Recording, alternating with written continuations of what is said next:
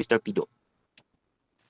So good day, everyone. And at this juncture, let's discuss the fifth and the final social identity of the intersectionality, which is the disability. So actually, for me lang, I don't agree with the term disability. Mas maayo nga mogamit ta og word nga differently abled persons, no, kay mingon kag disability good is like kanang ang tao, although na siya di mabuhat sa kaning sa normal na tao, like katong kompleto og kamot, kompleto og piil. But they are considered as differently abled. Well, they can do naman kung unsa ato mabuhat, but in the other kuan lang, in another way, no? Though makabuhat gyud sila silang gusto mabuhaton. So, wala to, papiyaw lang, no? So, continue to the topic, no? So, when we say disability in the context of intersectionality and gender, no? Intersectionality when applied to gender and disability highlights how individuals experience discrimination differently based on the combination of these identities. So may pasabutan nila kung unsa ang uh, kani discrimination gani paggamit sa discrimination tungod sa imong gender o sa imong pagka-disable, no? Na nga idea. Women and gender minorities with disabilities often face unique and compounded challenges that neither able-bodied women or men with disabilities experience in the same way. These challenges also arise from the intersection, like some discussed ganina, which is the race, the transgender, the class, sexism, ableism, and other social inequalities like economic status, class, no? Race, and other cultural norms. So, for example, I'll have this as an example. A woman with a disability may not only face gender discrimination in the workplace, but also ableist barriers such as the lack of accessibility or assumptions that she is incapable of handling leadership roles. Similarly, disabled nga mga members of the LGBTQ plus community might experience also exclusion within both the disability rights movement and gender equality movements. So to understand more, let's have these five key points of intersectionality of gender to be connected to the disability. So first, the double discrimination. Kung sama ni siya. Women with disabilities experience both gender-based discrimination and ableism, limiting their access to education, employment, and healthcare. Ito ibutang, no? Na example. Na sa kababae nga, mo-apply siya og trabaho which is mostly sa ni-apply sa trabahoan niya applyan is mostly mga babae. Kato pong bayhan lang ni-apply PWD o differently abled persons magamit siya crutches, no? Na ay posibilidad nga dili siya dawaton kay babae siya, na po'y possibility nga dili siya dawaton tungod sa kahimtang crutches siya, no? Nga na nga idea madubli, double discrimination ba? Kung babae pa siya, PWD pag ita, no? Dakong puruhan nga dili siya padawat sa trabaho. Tingnan ang idea. So this, the second point, barriers to healthcare and reproductive rights. Women with disabilities often face medical neglect, lack of accessibility in hospitals, and assumptions about their reproductive choices. Like, for example, being denied the right to have children or for forced sterilization. So let's discuss about this later, the forced sterilization para ano yun yung na may idea kung saan siya. No? The barriers to healthcare and reproductive rights. So, mostly kung kaning kuan kabantay po kuan ni uh, though mag-viral ni siya sa social media or even na news yun nga kani nabantay mo na kuan nga itong mga brothers and sisters nga uh, nasa kasada lang nagpuyo ang mga homeless, no?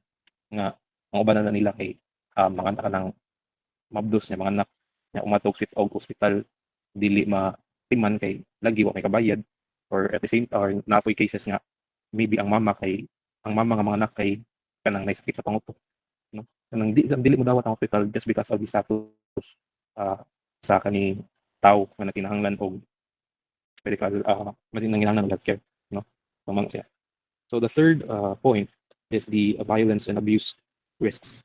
Women and gender minorities with disabilities are at higher risk of gender-based violence, including domestic violence, sexual abuse, and institutional abuse. So, like for example, a visually impaired woman may have kanang buktabaron nga dili ka kita nga maglisod siya og report nga gikulatan na siya siyang bana nga nana ba, or kaning most cases nga kanang ilang asawa nga babae na ay kaning problema sa pangutok, no? Nga kanang basta-basahon na sa silang bana o kulata, no, dili man nimo madali-dali istorya nga nang cases nga ang babae kanang naisakit sa pangutok, gikulata, giabuso sa bana, no?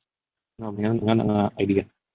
And the fourth is the economic and employment disparities. Many disabled women face higher unemployment rates due to both gender discrimination and workplace inaccessibility. Nga, sa kung gisulti ganina nga, itong sa first na kong example nga ang babae mo apply sa usa ka trabahoan, which is mostly mga lalaki, may mo trabaho diya nga industry. No?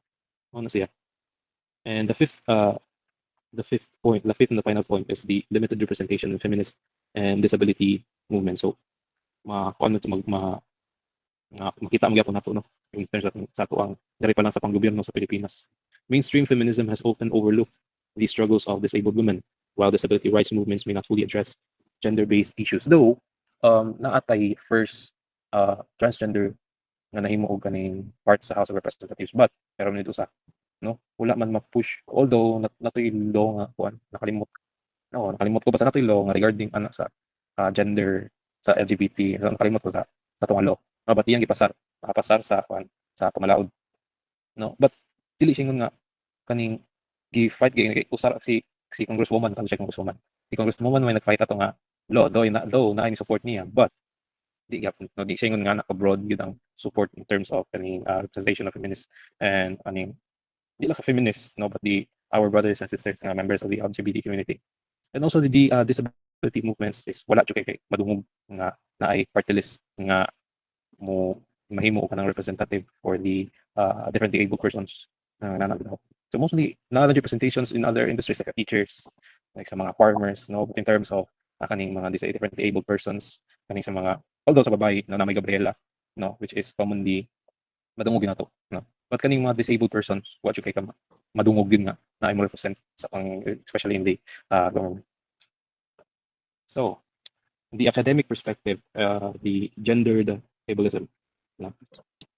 Kimball Crenshaw of 1989 who introduced the intersectionality, highlighted how overlapping identities shape experiences of oppression.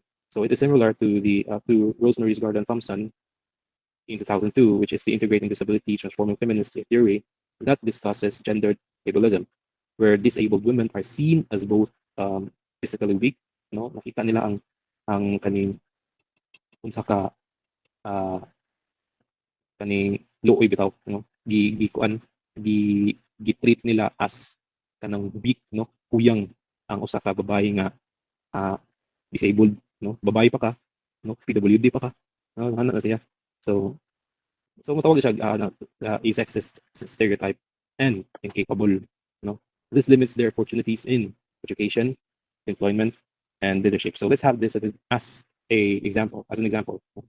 So there are some cultures women with disabilities are less likely to marry tungod sa ilahang kuan social status na let's see them as independent rather than as a partners or mothers.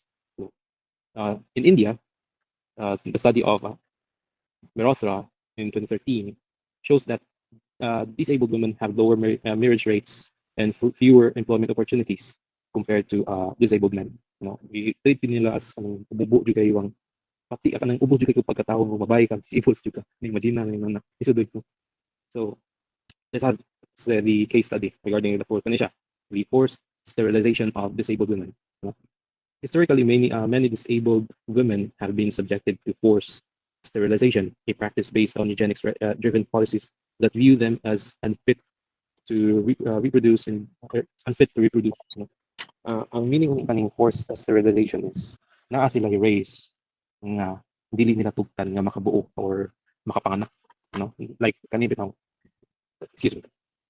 Diba ang America right now is sagol naman ng mga whites o mga kaning black no mo na nga sa una daw nga panahon kay ang mga blacks dili ginatugtan or kanang ginapugngan nga makahimo og anak nga black no mo nang dili sila pwede nga makapanganak og black kay madlok sila nga ang ilang race ang mga whites ma kuan ang whites dili maka-create ma-dominant na noon ang black kaysa sa mga whites. So, wala lang gikamutan. So let's have this as an example.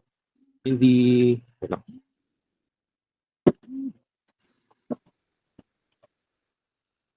In the United States, sterilization laws in the early 20th century targeted disabled women, particularly those in institutions.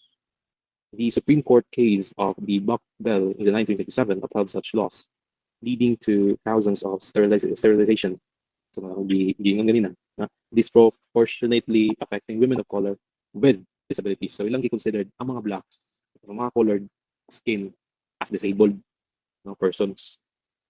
So let's have this kaning taod-taod lang issue. It's a contemporary issue in Sweden that reports emerged in the 1990s that disabled women were still being sterilized without being consent, sparking human rights debates. So let's have this the third, the economic disparities, gender and employment. Research shows that disabled women face greater employment discrimination than both disabled men and able-bodied women. Like for example, a 2021 or a 2021 study by the UN Women and the International Labour Organizations, the ILO, found that in developing countries, only 20% of disabled women are employed compared to 53% of disabled men.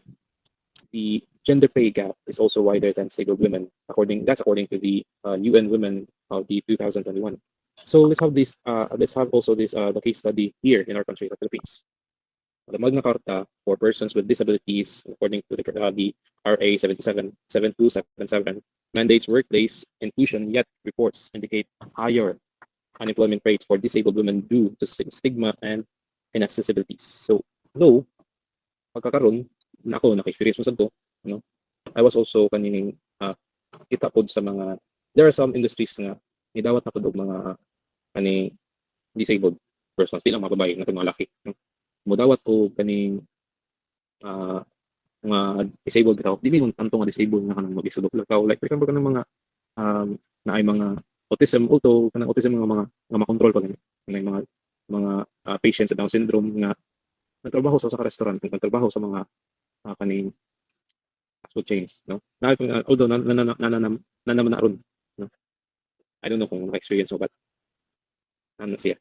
So the fourth one is the last. Okay, last na siya. The gender-based violence and disability. So also, study shows that disabled women are more likely to experience gender-based violence, but have fewer resources to seek help. Now, there's a study by Hague and the Hague and Company during 2008 in the UK found that disabled women were twice as likely to experience domestic violence, but were often unable to access shelters due to physical inaccessibility or lack of disability trained staff. So let's have also the historical case during the World War II, during the reign of the the Germany. Women with disabilities were targets of the Action T4 program.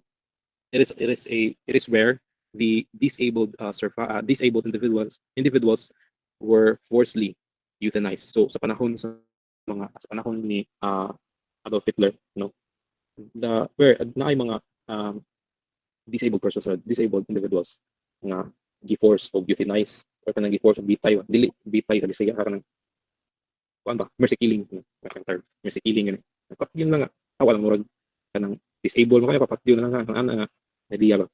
But there are women who survive but often although na naka-survive but often face forced sterilization or lifelong institutionalization. So I guess that would be all for my part. So let's have the conclusion. All right, thank you for that, Mr. Pido. To conclude on this report, gender equality cannot be fully realized without acknowledging the complexities of intersectionality. People experience discrimination differently based on their race, class, age, disability, and gender identity. These overlapping factors shape social and economic opportunities, often creating deeper inequalities.